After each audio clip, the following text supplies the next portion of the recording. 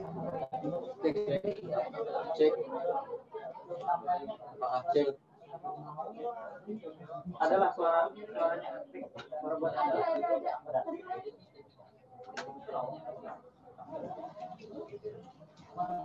Absolut nih.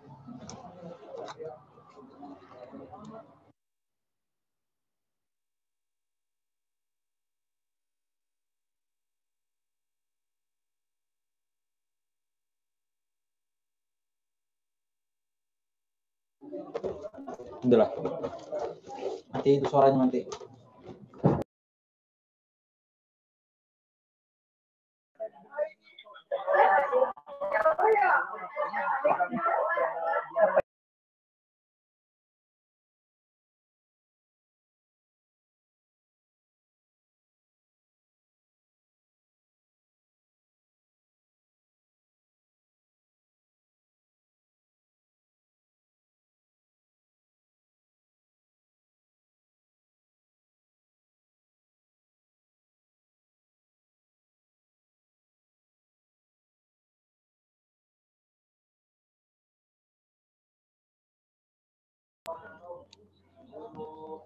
Bismillahirrahmanirrahim. Assalamualaikum warahmatullahi wabarakatuh. Alhamdulillahirabbil alamin. Wassalatu wassalamu ala asyrofil anbiya'i wal mursalin sayyidina wa maulana Muhammadin wa ala alihi wa sahbihi. Alhamdulillahirabbil alamin. Selamat bergabung pada para peserta tiker dalam kegiatan training kader LPPQ Antasari Banjarmasin tahun 2020 dengan tema membentuk kader generasi Qurani yang berakhlak, berkualitas dan berdedikasi tinggi untuk LPPQ. Bagaimana kabar kalian? Semoga baik-baik saja dan semoga kita selalu dilindungi Allah Subhanahu wa taala dari segala mara bahaya yang sedang melanda dunia saat ini. Alhamdulillah, kita sudah memasuki materi pertama.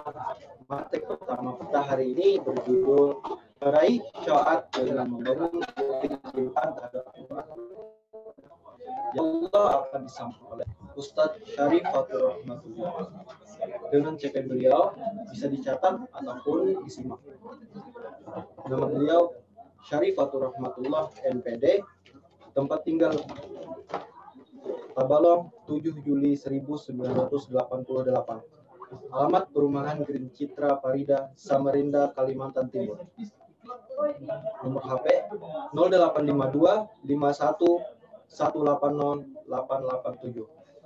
Riwayat pendidikan MI Al-Ikhlas Muara Komam, MTS Normal Islam Putra Ponpes Rasyidiyah Khalidiyah Amuntai HSU, MAK Normal Islam Putra Ponpes Rasyidiyah Khalidiyah Amuntai HSU, Sarjana Pendidikan Bahasa Arab IAIN Antasari Banjarmasin, Magister Pendidikan Bahasa Arab UIN Maulana Malik Ibrahim Malang. Pengalaman organisasi: Ketua Umum 2 LPPQ Fakultas Tarbiyah IAIN Antasari Banjarmasin, Pengurus HMJ PBA Fakultas Tarbiyah IAIN Antasari Banjarmasin, LBM NU Samarinda, Sekjen Rijalul Ansor Kaltim, dan Wakil Sekretaris PCNU Samarinda. Moto hidup beliau, berusaha menjadi lebih baik dan bermanfaat untuk sekeliling. Nah, sebelum memasuki materi pertama, jadi para peserta tiker agar bisa menyiapkan alat tulisnya, silakan disimak penyampaian materi dan silakan catat yang dianggap penting. Untuk mengefisiensikan waktu kali ini, kami persilahkan kepada Ustaz untuk menyampaikan materi. Dipersilakan.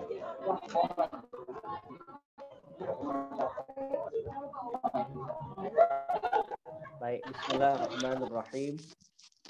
Assalamualaikum warahmatullahi wabarakatuh. Alhamdulillah, wassalatu wassalamu ala rasulillah, Sayyidina wa maulana Muhammad ibn Abdillah, wa ala alihi wa sahbihi wa mawalah, wa ba'd. Rabbi shrah li sadri wa yassir li amri wahlul 'uqdatam min lisani yafqahu qawli. Rekan-rekan, saudara-saudara, teman-teman para mahasiswa, mahasiswi yang dimuliakan Allah Subhanahu wa taala. Izinkanlah saya mengajak para rekan sekalian untuk memanjatkan rasa syukur kehadirat Allah Subhanahu wa taala bahwa di tengah-tengah masa pandemi dan di tengah terpisahnya jarak dan waktu antara kita semua, kita masih diberi Allah kesempatan untuk bersilaturahim melalui jalur atau program Zoom yang perlu kita syukuri sehingga yang jauh terasa dekat. Mudah-mudahan yang dekat tidak terasa jauh. Karena salah satu dampak negatif dari media adalah mendekatkan yang jauh, menjauhkan yang dekat. Nah, seringkali kita tidak merasa yang dekat terasa jauh, yang jauh jadi rasa dekat. Tapi salah satu positifnya ya tadi kita bisa berkumpul, bertemu. Terakhir kali saya berkumpul dengan teman-teman dari LPPQ itu tahun 2000 sekian, ulang tahun di audit, ulang tahun ini. Kebetulan saya ada tugas dinas, tiba-tiba saya disuruh jadi pemateri atau berkumpul saja dengan Kanda Rusdi dan Kanda Rahmat Hidayat dan seterusnya. Baik, tentu karena ini bulan Maulid, salawat beserta salam senantiasa tercurah kepada junjungan kita Nabi Muhammad sallallahu alaihi wasallam. Mudah-mudahan kita semua umat beliau mendapatkan syafaat beliau. Amin ya rabbal alamin. Baik, saya sedikit agak apa ya? Satu, saya bahagia karena bisa bersilaturahim, bisa bertemu, karena ini salah satu organisasi yang lama saya ikuti. Mungkin sudah 14 tahun. 14 tahun yang lalu saya mendaftarkan diri menjadi anggota, ini sedikit cerita masa lalu. Karena mengenang itu bagian dari cinta. Baik, 14 tahun yang lalu saya bergabung di JKH, mohon maaf, JKH itu organisasi yang mirip dengan LPPQ tapi berada di IAIN Samarinda. Jadi mohon maaf kalau saya sering tertukar, karena di sini saya juga pembinanya. Jadi di sini ada namanya Jam'iyatul Qurra wal Hufaz. Kalau di sana namanya LPPQ ya, Lembaga Pengajian dan Pengkajian Al-Qur'an yang dirintis oleh Kanda Ustadz Rusdian Syah gitu ya. Baik. Dulu 2006 saya jadi mahasiswa, masih muda seperti Anda. Ya, saya daftar dulu. Dulu itu niatnya cuma untuk kejar tanda tangan, dapat sertifikat banyak, karena sertifikat diperlukan untuk KKN dan sebagainya. Dulu harus ikut-ikut macam-macam, saya ikut dulu. Tapi belakangan akhirnya saya jatuh cinta dengan organisasi ini. Saya merasa bermanfaat, merasa dapat manfaat banyak dalam organisasi ini. Baik, itu 2006 ya. Saya paling lama organisasi yang saya ikuti di IAIN Samarinda, Banjarmasin dulu, sekarang sudah jadi UIN, itu adalah LPPQ, karena itu dari 2006 sampai saya lulus 2010 saya masih menjadi anggota LPPQ dalam tempat dan lokasi yang berbeda, maksudnya itu dalam jabatan yang berbeda-beda. Baik, dulu masih belum UIN dan juga LPPQ itu masih tingkat fakultas. Dulu masih LPPQ Fakultas Tarbiyah dulu ya.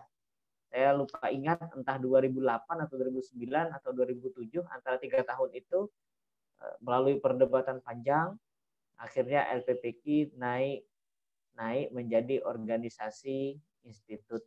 Nah, jadilah LPPQ UIN Banjarmasin gitu ya. Baik, itu sedikit kenang-mengenang, barangkali teman-teman ada yang tidak tahu, kita sampaikan bahwa siapa tahu nanti kiranya LPPQ itu langsung institusi, bukan.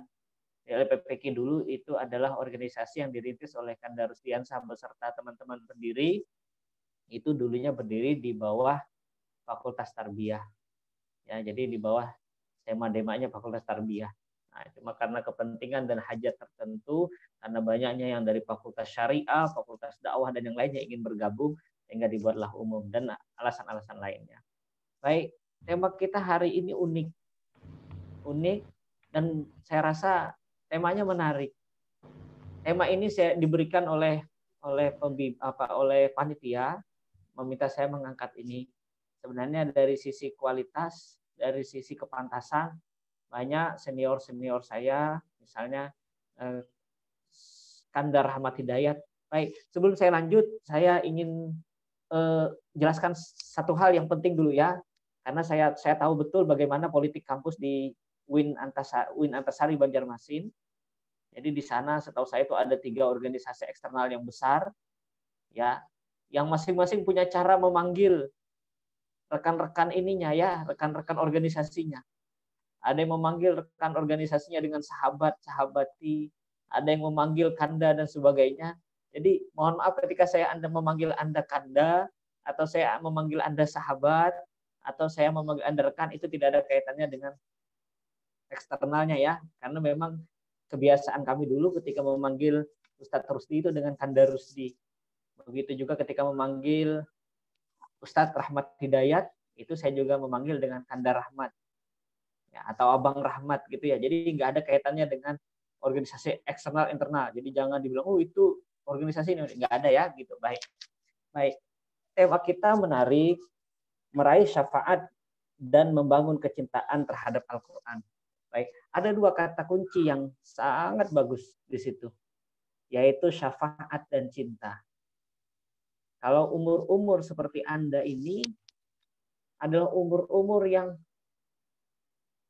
sangat umur-umur yang sangat berhamburan rasa cinta ya. Jadi sebenarnya tidak perlu didefinisikan pun, umur-umur seperti Anda ini mengerti banget arti cinta. Dari cinta kepada sesama, lawan jenis dan sebagainya. Ya, Anda tidak perlu cuma kalau boleh saya ingin mengajak Anda untuk sebelum membahas apa itu cinta, apa itu syafaat, saya ingin sampaikan satu hal. Organisasi apapun, wadah apapun, itu cobaannya sama. Cobaannya adalah istiqomah atau kaderisasi. Cobaannya adalah mempertahankan anggota. Itu organisasi manapun, di kampus atau di luar, cobaan yang paling berat adalah bagaimana mempertahankan anggota. Kalau sudah mempertahankan anggota bisa, cobaan selanjutnya bagaimana membuat anggota militan. Nah, gitu ya. Itu organisasi mana aja. Kebanyakannya ketika ikut organisasi, ada istilah kami di Banjar dulu, namanya panas-panas tai ayam. Lagi buka pendaftaran, banyaknya minta ampun yang daftar. Nanti udah sebulan, 2 bulan, habis ilangan. Nah, itu cobaan-cobaan organisasi. Baik, karena itu saya ingin sebagai pengantar, saya ingin mengutip satu buah kaidah usuliyah, bunyinya lil wasail hukmul maqasid. Lil wasail hukmul maqasid. Jadi perantara itu hukumnya sama, dihukumi sama dengan tujuan.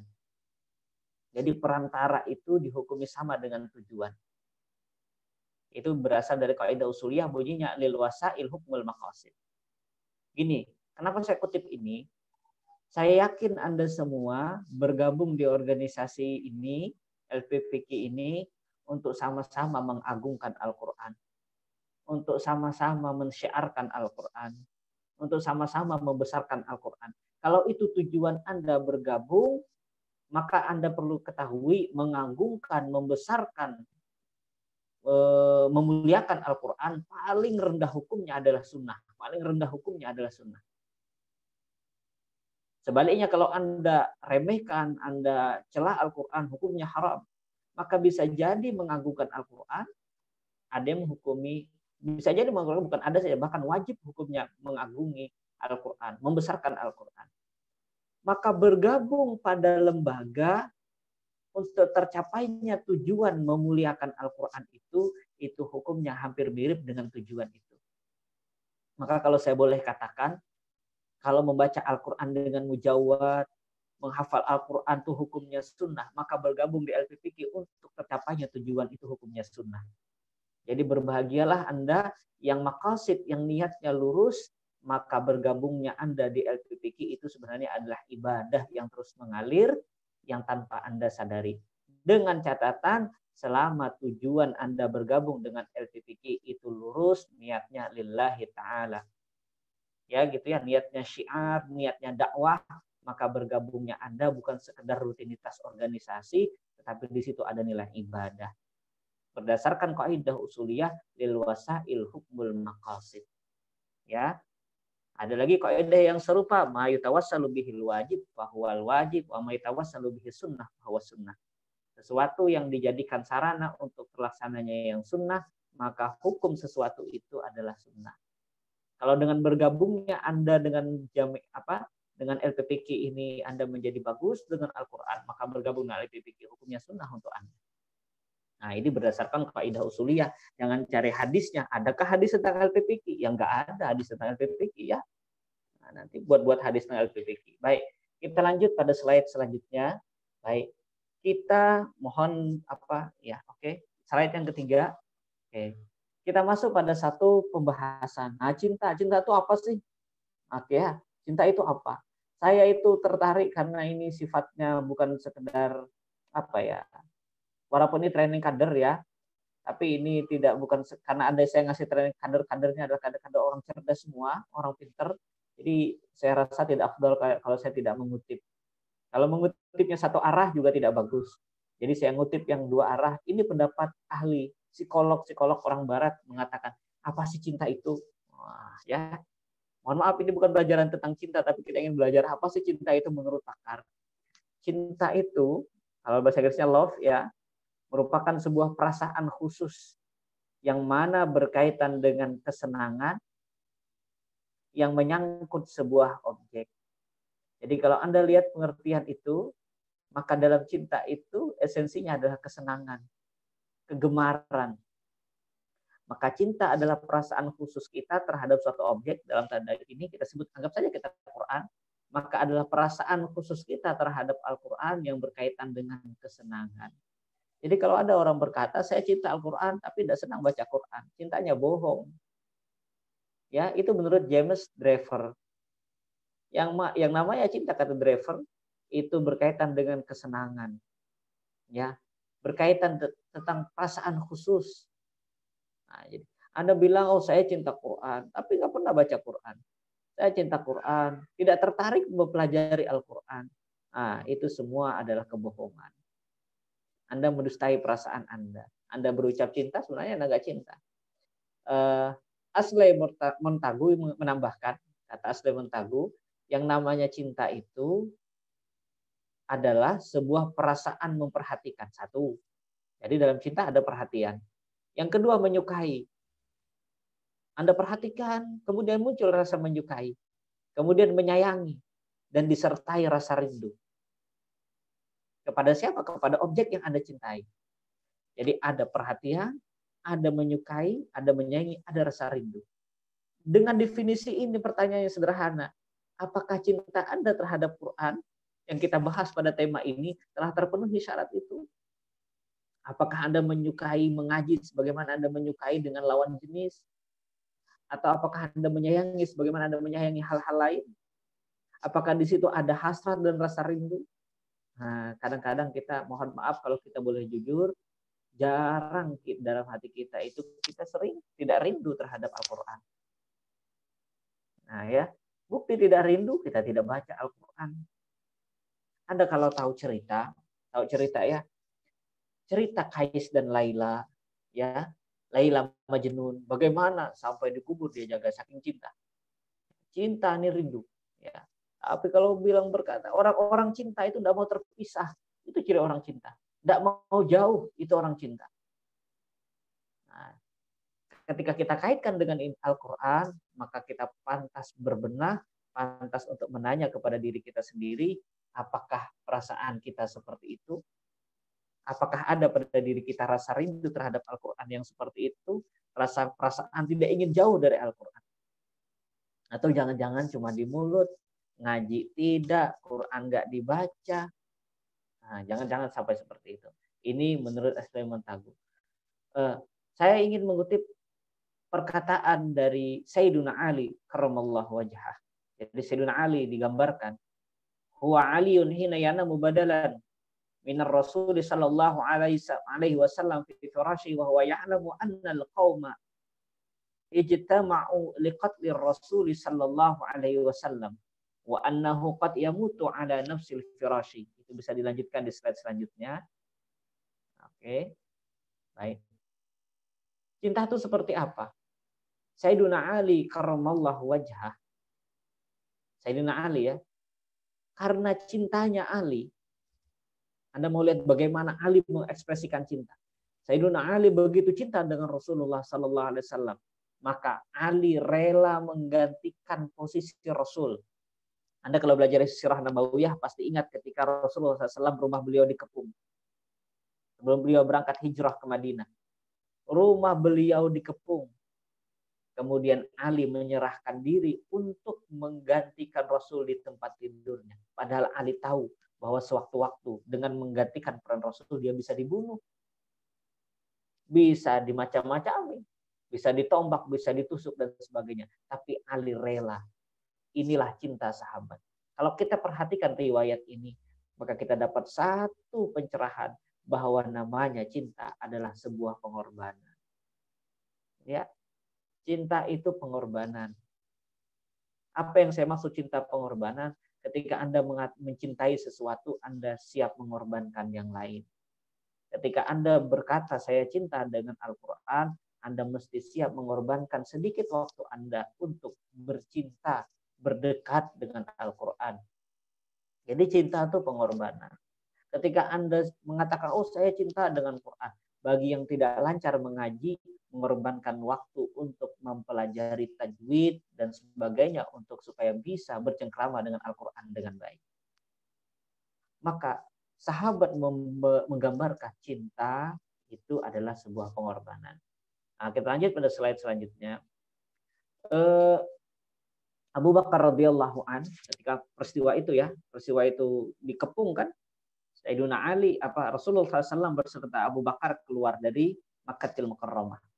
Ketika itu dikejar oleh tentara kafir Quraisy. Kemudian Rasul mau masuk ke dalam gua, ya, namanya Gua Sur.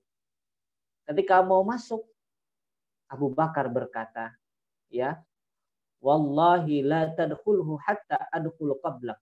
Fa idza kana fihi syai'un asabani duna. Ya Rasul, demi Allah, katanya. Ya Rasul, demi Allah, jangan engkau masuk ke dalam gua itu sebelum saya masuk duluan. Kenapa? Karena jika ada sesuatu di dalamnya yang bisa mencelakakan, bisa melukai engkau, maka akulah yang terkena duluan. Inilah cinta. Cinta itu pengorbanan. Sekali lagi, cinta itu pengorbanan. Ya. Maka ketika Anda berkata saya cinta Quran, sekali lagi berarti siap-siaplah untuk meluangkan waktu, mengorbankan tenaga dan sebagainya. Saya sangat memberikan respect kepada anak-anak muda, kepada para mahasiswa-mahasiswi di tengah masa-masa sekarang, era globalisasi dan era modern begini, kepada anak-anak yang masih suka ngumpul-ngumpul membaca Al-Quran, anak-anak yang masih sibuk dengan organisasi tentang Al-Quran. Saya sangat respect sekali. Ya, bukan berarti saya mengecilkan organisasi-organisasi yang lain, tapi berbahagialah Anda yang berkumpul untuk membicarakan, membahas, mendalami Al-Quran. Baik, kita bicara tentang syafaat sekarang. Itu cinta ya. Cinta yang seperti itulah yang nanti mendatangkan kepada kita semua syafaat daripada Al-Quran. Sebelum kita masuk pada itu, saya ingin mengutip satu riwayat dari Sayyidina Utsman radhiyallahu anhu. Beliau berkata, kalau Rasulullah sallallahu alaihi wasallam, kata Sayyidina Utsman, khairukum man ta'allama al-Qur'an wa 'allamahu. Khairukum man ta'allama al-Qur'an wa 'allamahu. Sayyidina Utsman berkata, sebaik-baik kalian adalah Sayyidina Utsman berkata bahwa Rasulullah sallallahu alaihi wasallam bersabda, kata Rasul, sebaik-baik kalian adalah orang yang belajar Al-Quran dan mengajarkannya. Jadi kalau ada pertanyaan karir atau pekerjaan apa yang paling bagus, maka Rasulullah memberikan kita isyarat. Pekerjaan yang paling hebat, pekerjaan yang paling baik adalah belajar Al-Quran dan mengajarkan Al-Quran. Anda sekarang pada posisi itu, maka Anda harus berbangga, harus berbahagia. Tidak semua organisasi, tidak semua UKM atau apa namanya di UIN sana yang memberikan Anda kesempatan ini. Anda mungkin belajar di organisasi lain yang lain, tapi Anda tidak belajar pekerjaan yang paling baik. Sementara Rasulullah SAW bersabda, khairukum man ta'allamal Qur'an wa 'allamahu. Sebaik-baik kalian adalah mereka yang belajar Al-Quran dan mengajarkannya.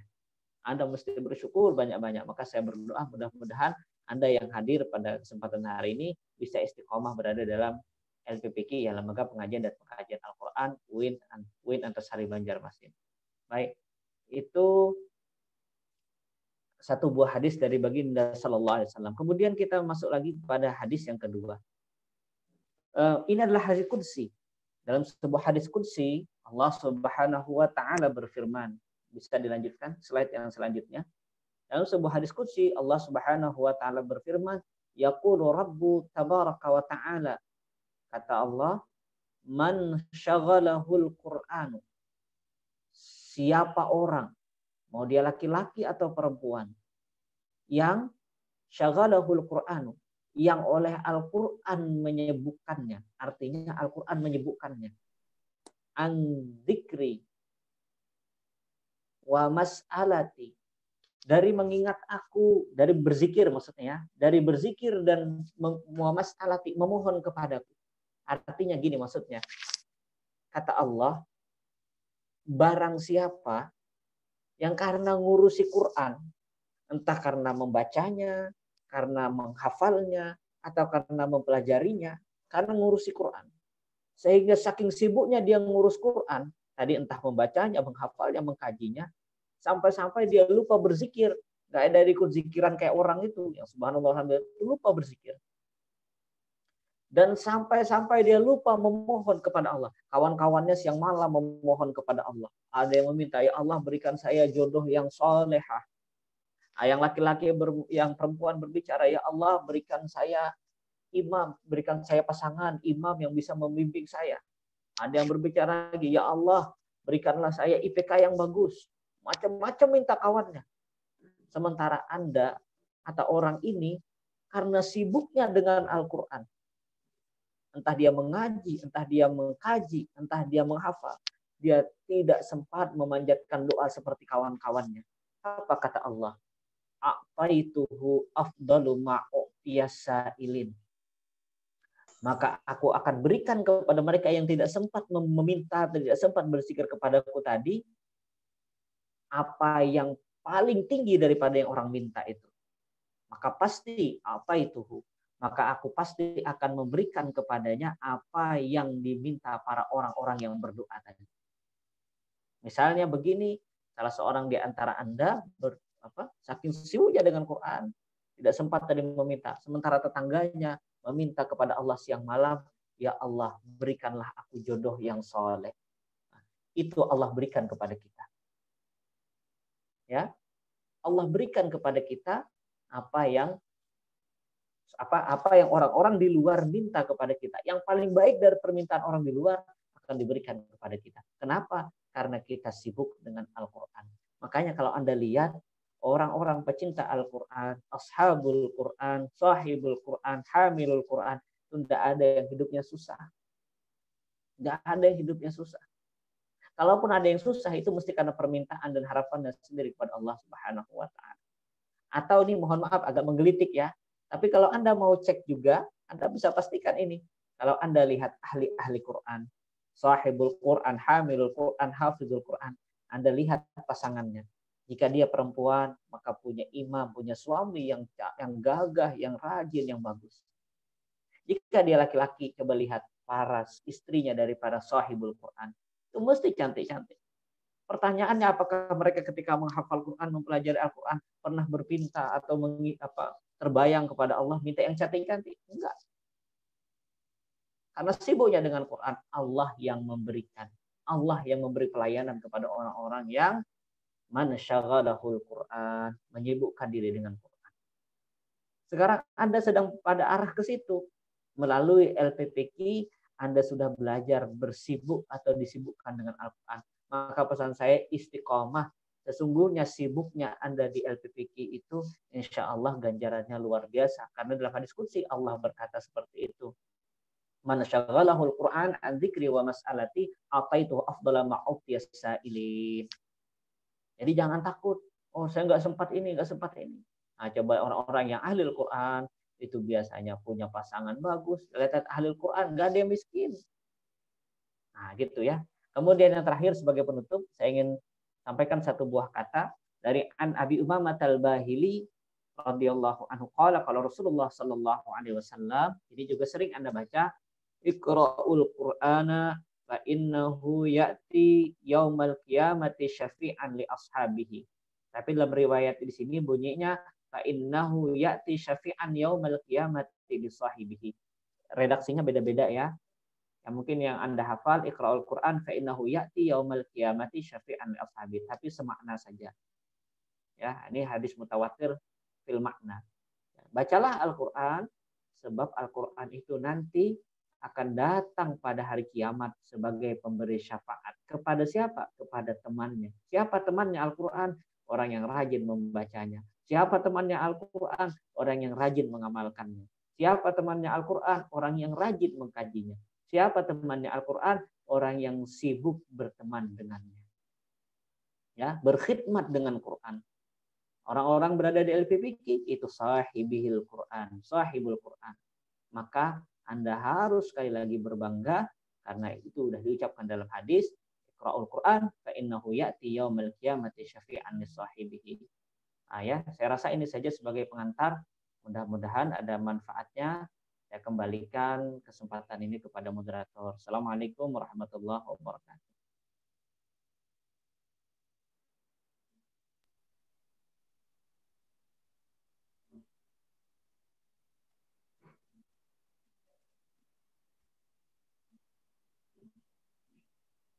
Baik. Moderatornya ada?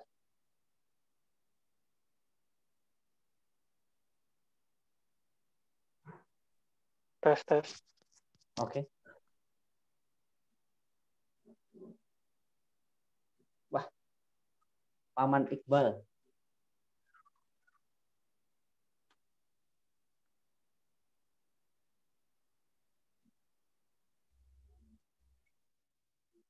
Tunggu moderatornya. Moderatornya belum ada. Jadi ini kepada para rekan-rekan, teman-teman sekalian. Nah, ini salah satu penuanya. Jadi penua ini salah satu yang tua-tua kalau bahasa Banjar. Ustadz Iqbal, ya, Ustadz Iqbal Ansari Al-Hafiz. Nah, ini termasuk yang apa itu? Sahibul Quran. Cukup.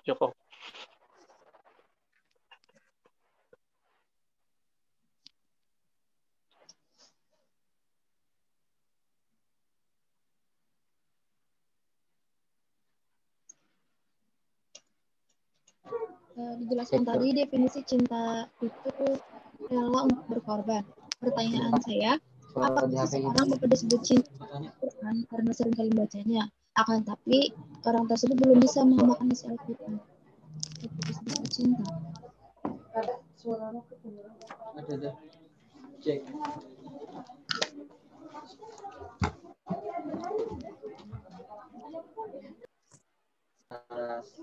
Yang tadi karena ada kendala sedikit. Jadi tadi penyampaian dari Ustaz Syed, ada para peserta yang mungkin ada yang belum dipahami ataupun yang menjaga boleh ditanyakan. Untuk itu saya buka satu pernyataan laki-laki dan satu pertanyaan untuk perempuan. Izin bertanya, Kak. Silakan sekarang. Izin bertanya. Assalamualaikum warahmatullahi wabarakatuh. Nama ulun Muhammad Rufi dari kelompok 2 Abdullah bin Mas'ud. Jadi yang ingin ulun tanyakan Ustadz, jika kita sudah cinta terhadap Al-Quran, apakah kita bisa mengamalkannya? Apakah kita sudah bisa pasti mengamalkannya dalam kehidupan sehari-hari? Jadi jika kita sudah cinta terhadap Al-Quran, apakah kita sudah pasti bisa mengamalkannya dalam kehidupan sehari-hari. Terima kasih Ustaz.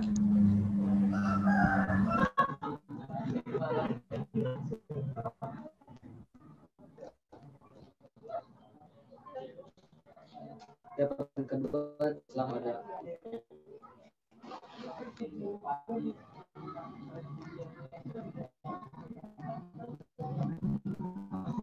Yang banyak.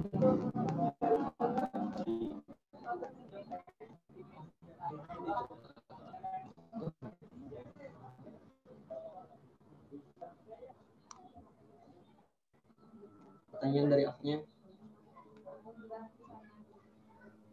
Izin bertanya, Kak. Silakan. Perkenalkan, nama Rizka Filianti dari kelompok 3 Fakultas. Pertanyaannya, tadi dijelaskan definisi cinta itu rela untuk berkorban. Pertanyaannya, apakah seseorang dapat disebut cinta terhadap Al-Quran karena seringkali membacanya, akan tetapi ia belum bisa mengamalkan isi Al-Qurannya? Apakah itu bisa disebut cinta?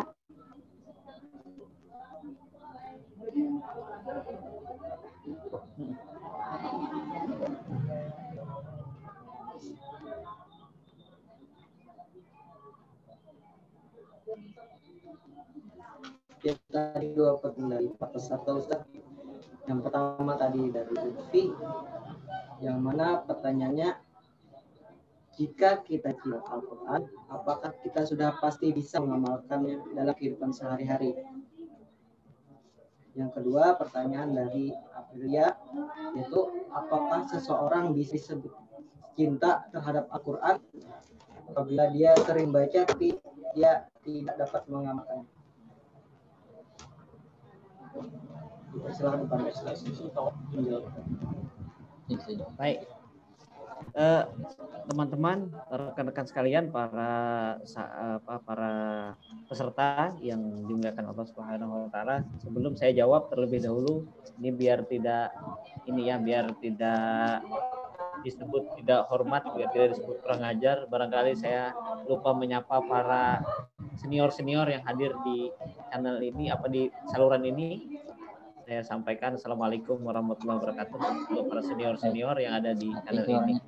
Baik, yang pertama, apakah dengan cinta orang bisa mengamalkan?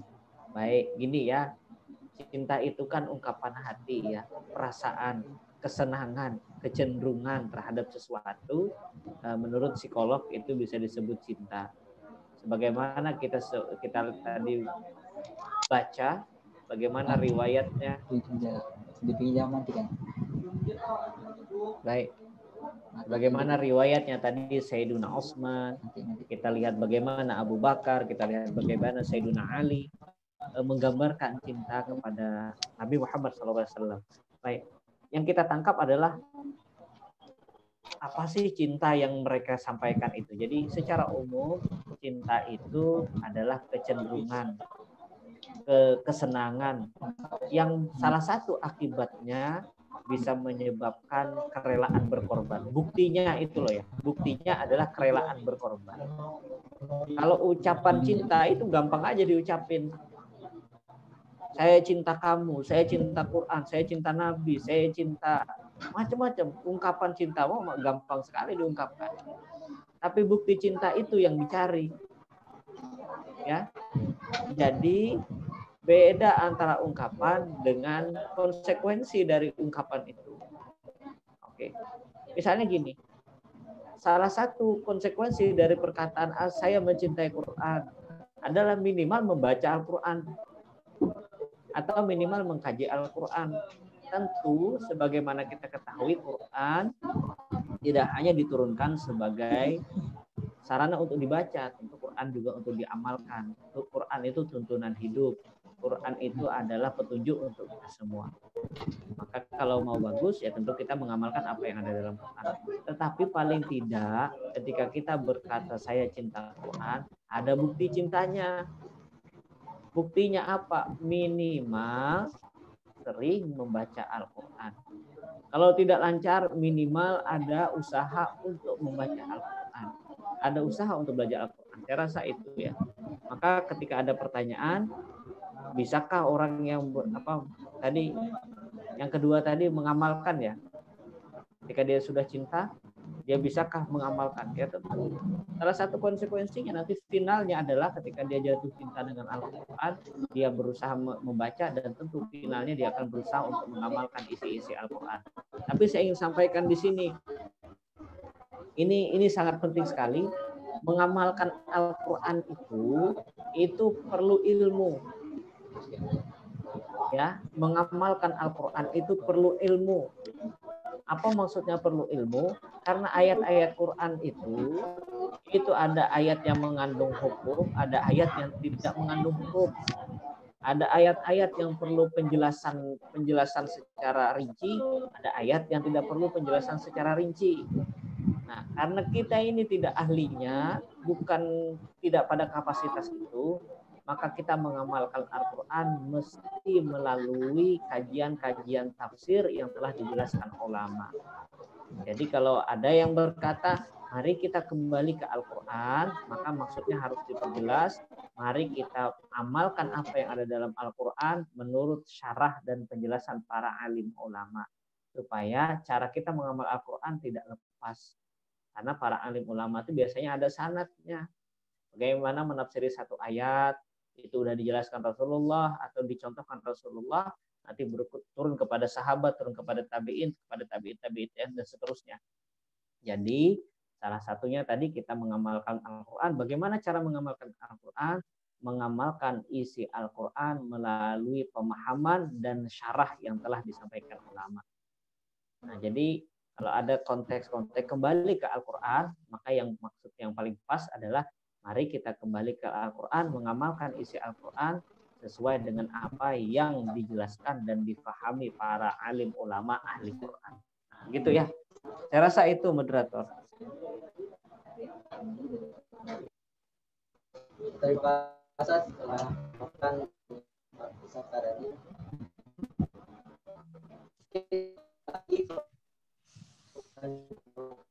Dan satu untuk akhwat.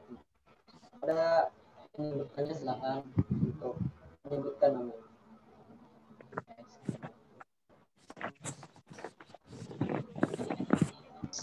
Assalamualaikum warahmatullahi wabarakatuh.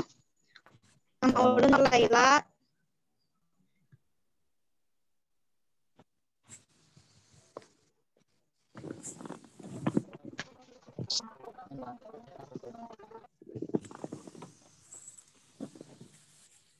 Perkenalkan, nama ulun Laila dari kelompok Aisyah binti Abu Bakar.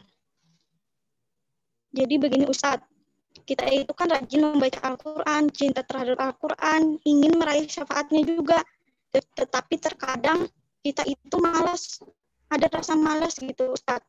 Jadi bagaimana Ustadz agar kita menghilangkan rasa malas itu dan bisa mengamalkannya dengan baik. Demikian. Assalamualaikum warahmatullahi wabarakatuh. Waalaikumsalam warahmatullahi wabarakatuh.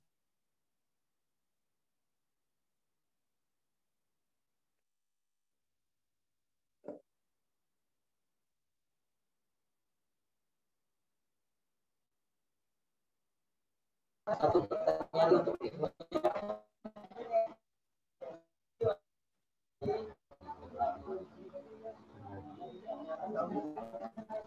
Assalamualaikum warahmatullahi wabarakatuh. Perkenalkan, nama ulun Muhammad Syahidi dari kelompok 2 Abdullah bin Mas'ud.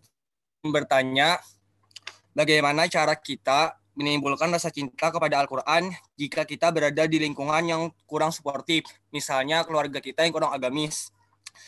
Selain itu juga, bagaimana cara kita dapat mengajarkan rasa cinta kepada adik kita, khususnya yang kayak Gen Z, yang sudah mulai terkena hal-hal duniawi seperti game, ataupun goyang-goyangan seperti itu, agar bisa menumbuhkan rasa cinta kepada Al-Quran pada diri mereka. Cukup sekian, terima kasih. Oke. Dua pertanyaan tadi. Saya ulangi lagi. Pertanyaan pertama dari Nur Laila. Pertanyaannya ialah,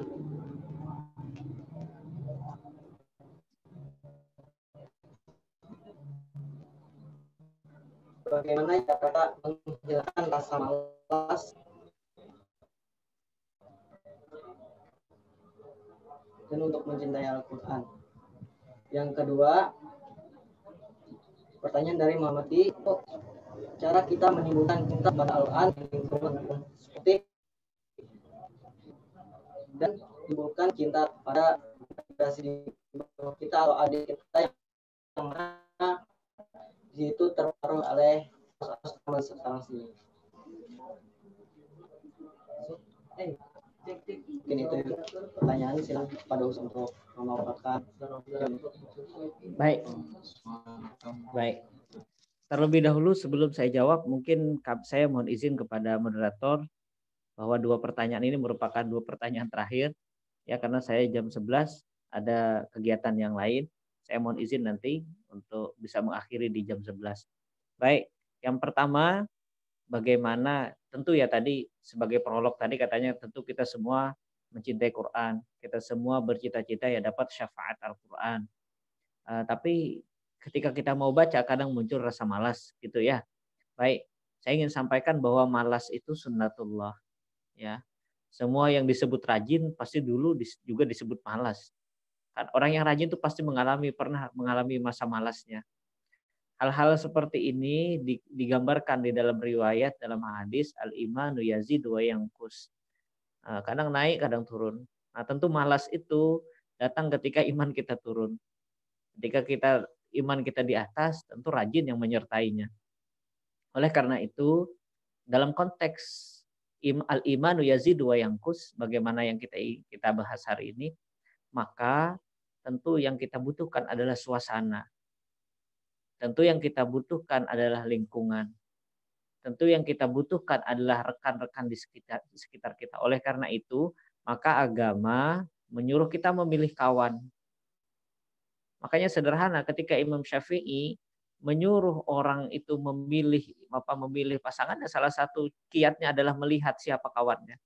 Karena kawan itu akan mencerminkan, setidaknya secara umum kawan itu akan mencerminkan perilaku orang yang dikawaninya. Nah, maka dalam konteks supaya ingin rajin mengaji Al-Quran, kita harus punya kawan-kawan yang intens di bidang situ. Ya, intens di bidang itu. Kalau Anda punya kawan di sekeliling Anda senang membaca Al-Quran, Anda insya Allah akan sedang membaca Al-Quran. Sebagai sebuah contoh begini, sederhananya.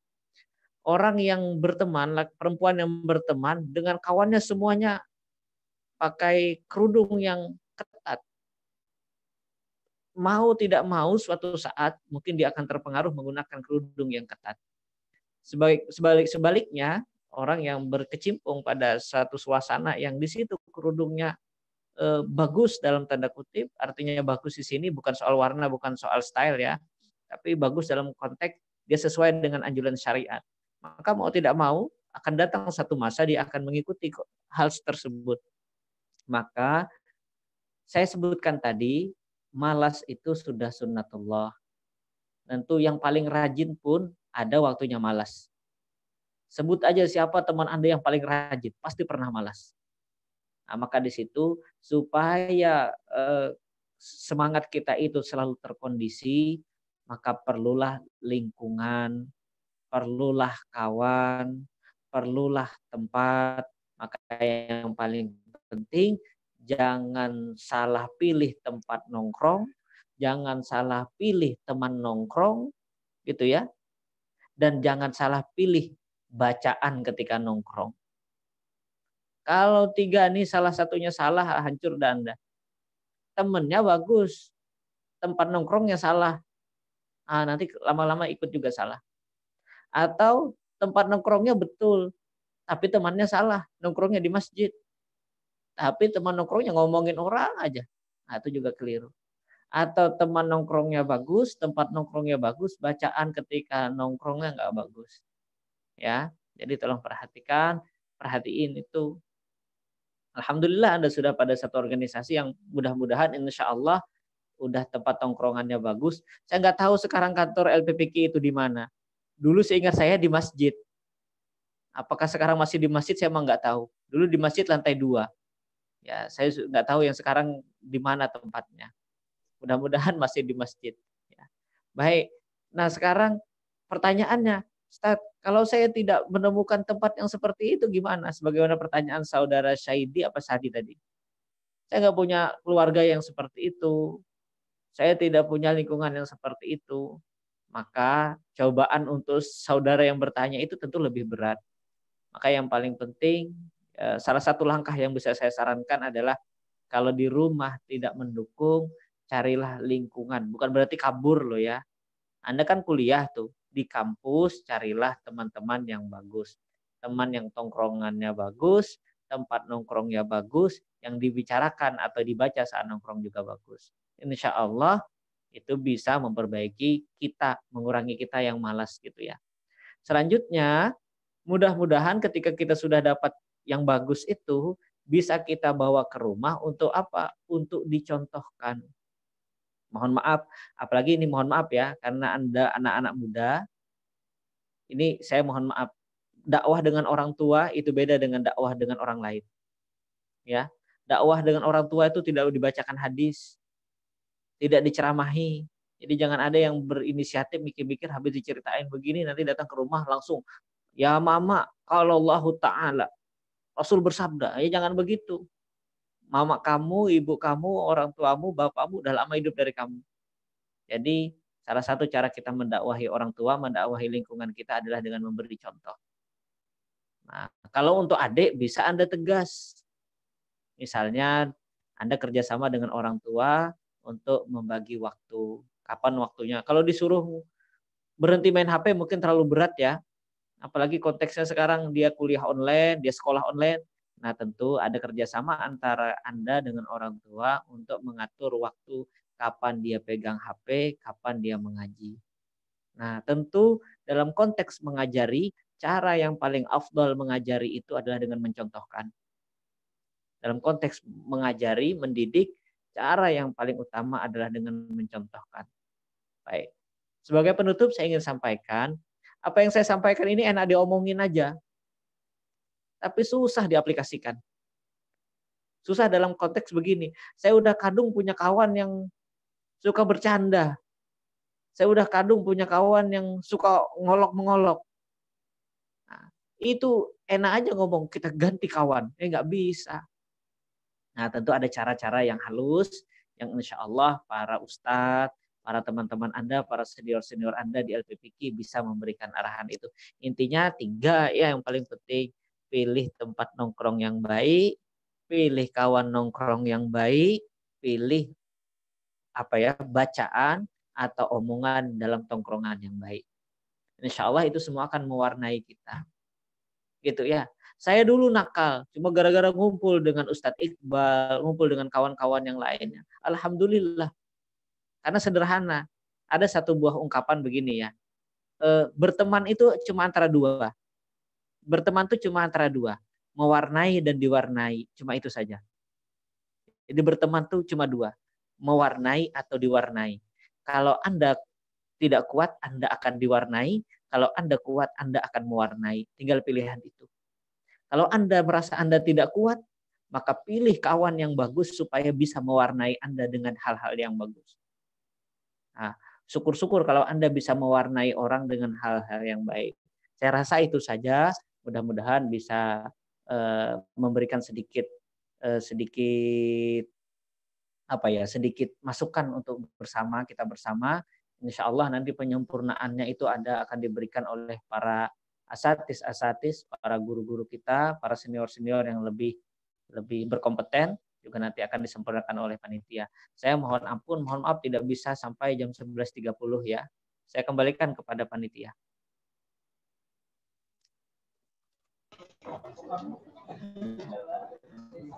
Terima kasih kepada Ustaz dan Dr.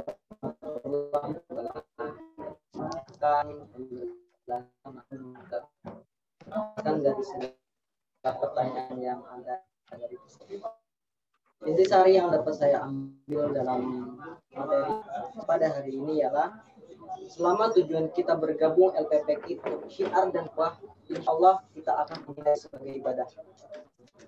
Orang yang menyucikan dirinya dengan Al-Quran, insya Allah hidupnya akan dimudahkan.